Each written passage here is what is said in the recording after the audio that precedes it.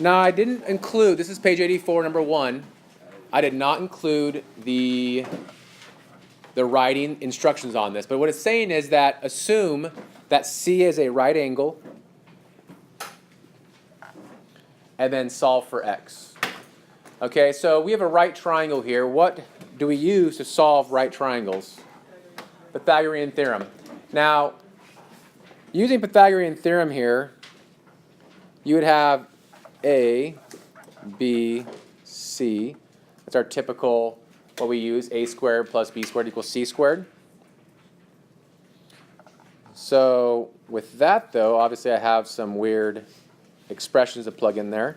So I would have x squared plus 2x minus 1 squared equals what? What should I put in there? 2x plus 1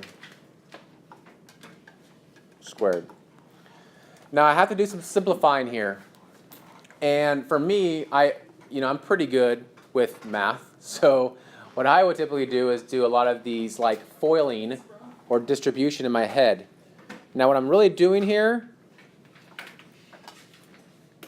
is I'm doing like 2x minus 1 times 2x minus 1. If I FOIL that, I would get 4x squared minus 4x plus 1. And again, I kind of did that without showing you, but 2x times 2x is 4x squared. 2x times negative 1 is negative 2x. Negative 1 times negative, or times 2x is negative 2x. So those add to negative 4x plus 1. Yes? Could we have square rooted everything?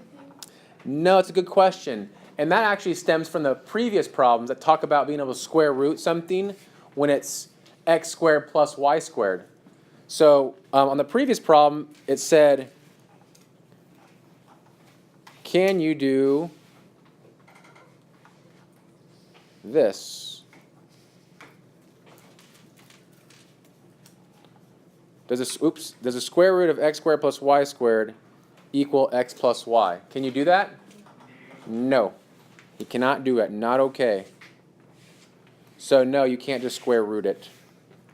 Okay, multiply it all out. The nice thing is we multiply this all out, it becomes, it actually becomes a bit easier. So if I multiply, so that's what I'm doing on this right side. If I multiply this out,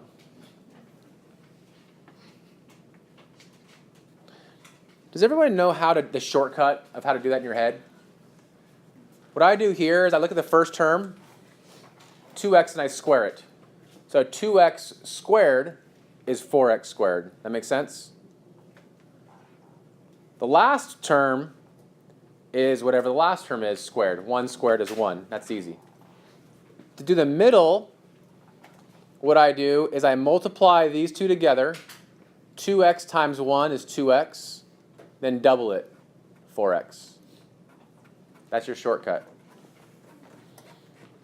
Rewatch this video if you want to hear how I do that again. But again, this middle term comes from this, 2x times 1, then times 2, gives you 4x. Okay, so now we have some simplifying to do. You could combine like terms here, but I know it's an equation, and for me, the simplest way to do these is if I see two things on opposite sides of the equation that are equal, I can subtract those, minus 1s, and they just cancel out. Do you see anything else I could do that with? 4x squared. They cancel out. So now I'm left with x squared minus 4x equals 4x. Now, like most quadratics, what I want to do is make it equal to 0, set it equal to 0. So I subtract the 4x from both sides. I get x squared minus 8x equals 0. And then I spoke about this a little earlier today. How can I factor that? What happens if I factor an x out? What would I have left? Minus 8. Okay? Everyone okay with that? So now what I'm really going to do here, Whenever I have two factors equal to 0, so I have this times this equals 0. What I can do is I can set each of those equal to 0. So x equals 0 right off the bat. X minus 8 equals 0. I can solve that for x equals 8. Those are my two answers. Now I'm almost finished. I want to go back. Do both those answers make sense in the context of the problem? Can x be both 0 and 8? No, x can't be 0 because that's not a good side length. I mean, mathematically they both work, but I can't have 0 for a side length. So I'm going to go, 0 is not important. X equals 8. And then if I reread the question, does the question ask me for anything else? It just says find the value of x. So I found the value of x and I'm done. Questions there? This problem right here is our first introduction to what is called a vector. You will deal with vectors in physics and a lot of sciences, and you're starting to get an idea of what a vector is here. So it says I've been observing the motion of a really tiny red bug on my paper. Red bug. When I started watching, the bug was at 0.34. There's a bug. 10 seconds later, it was at 5.5.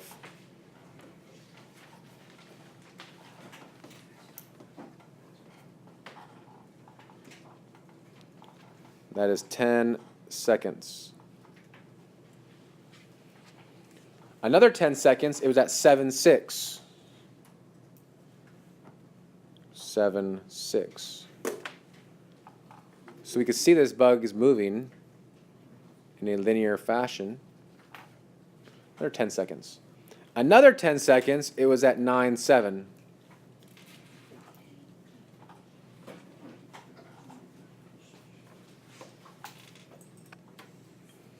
Okay, those arrows we can call the 10-second vector. That's what I'll call it. Not very formal.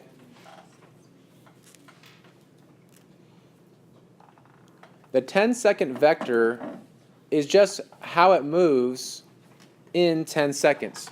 Somebody explain to me, just in words, what that bug is doing in 10 seconds. It's moving up 1 over 2. It's moving up 1 over 2. It's kind of like a slope, right?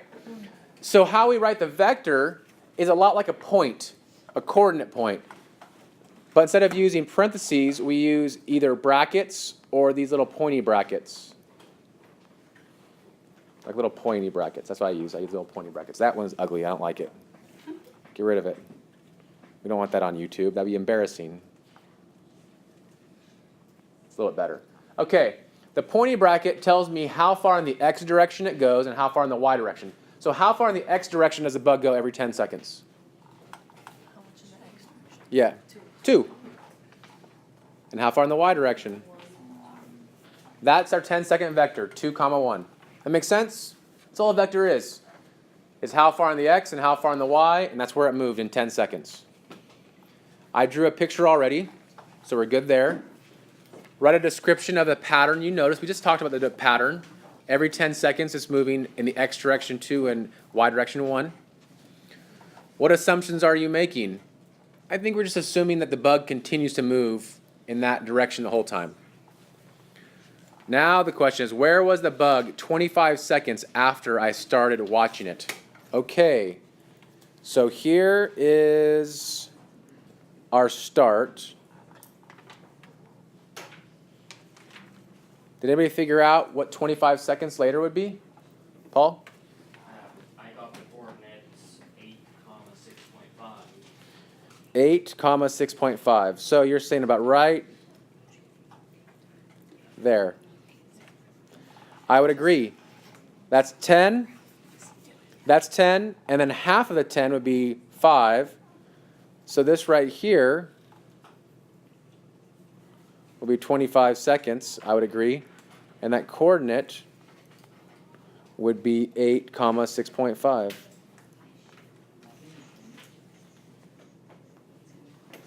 Everyone okay with that?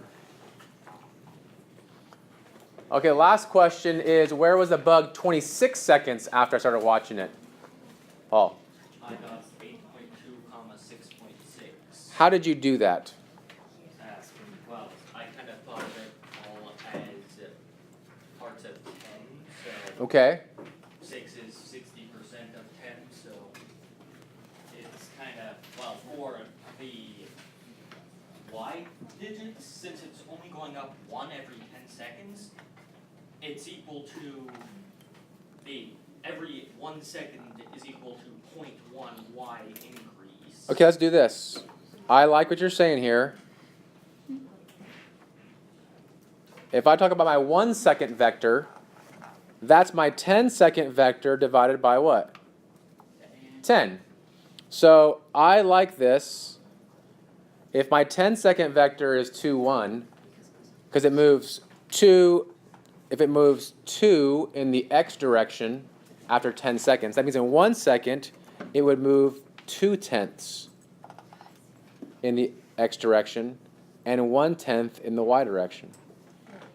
That makes sense? Or you could think of it in terms of decimals. It moves 0.2 in the x direction every second, and it moves 0.1 in the y direction every second. So yeah, I agree with this. If I just take my 25 seconds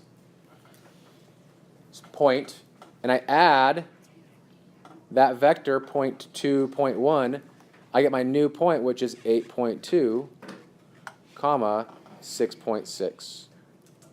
That's where it would be in 26 seconds. So you can kind of hopefully see how vectors can be pretty useful, because it can break down something like that and make it a little bit easier to understand in terms of distances and ratios. Questions there?